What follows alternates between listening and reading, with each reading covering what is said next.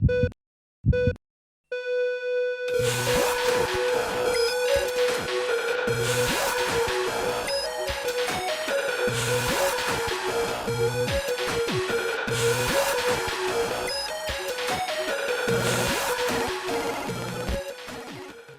everyone, I'm Dr. Retro, and in this video we're gonna take a look at the new iOS turn-based RPG Adventure to Faith Quest to the Future.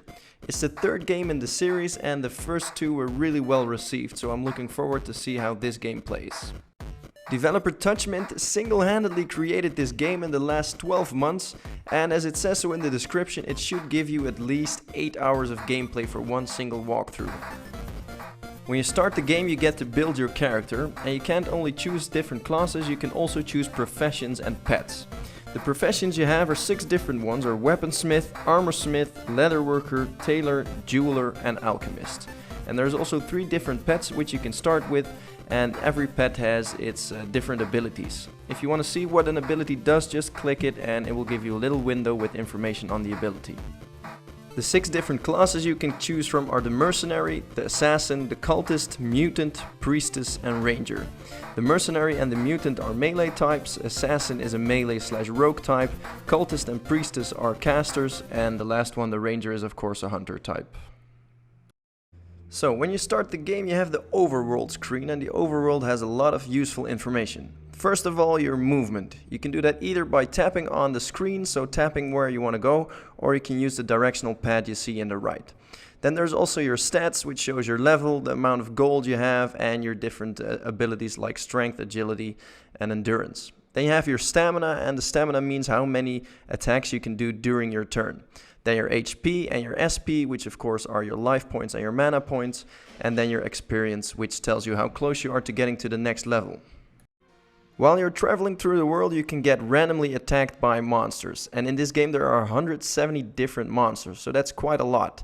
However, random encounters are really old school and you have to be a fan of that. Sometimes you can see the enemy, especially with bosses and some special enemies, but 99% of the encounters in this game are random and you have to be a fan of that.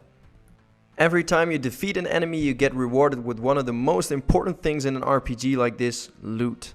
And there are over 500 different items in this game that you can find, so there's a lot to collect and a lot to find in this game.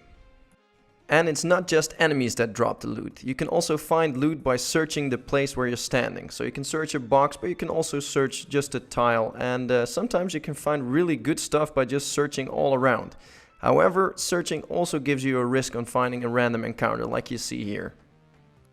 The battle mechanics are pretty straightforward for a turn-based RPG. In your turn you can cast a spell, attack or use an item, and after that your pet gets a turn, then the enemy, and then it's up to you again.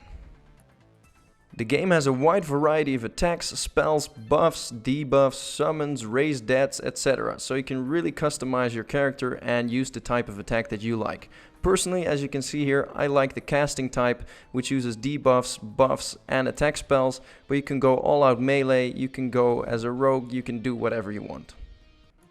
The inventory system in the game is quite intuitive. If you click it once, you see the stats of the item, and if you click it again in the top right corner, you can compare it to the item you're currently using.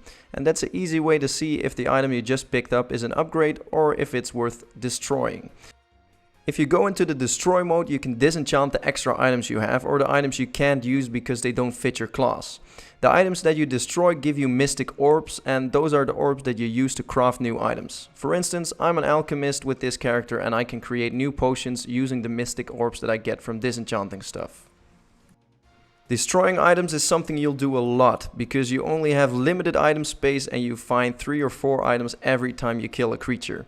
So be prepared to make hard choices and see if you can keep that potion item or that you have to destroy it to get more room. The other tabs in the menu allow you to see what spells and attacks you've learned and decide which ones you're taking with you in battle, because you can only take 6 attacks with you, so you have to make hard choices. In the information tab you can see all sorts of information about your character and all the details about critical hits and damage points. Then the pet tab has the different pets you've collected, and in the game you can find up to 15 different pets. Those pets combined have over 50 different skills, so there's a lot of customization available there. So in my opinion, Adventure to Faith Quest to the Future is a fun turn-based RPG with cool retro graphics and retro sound.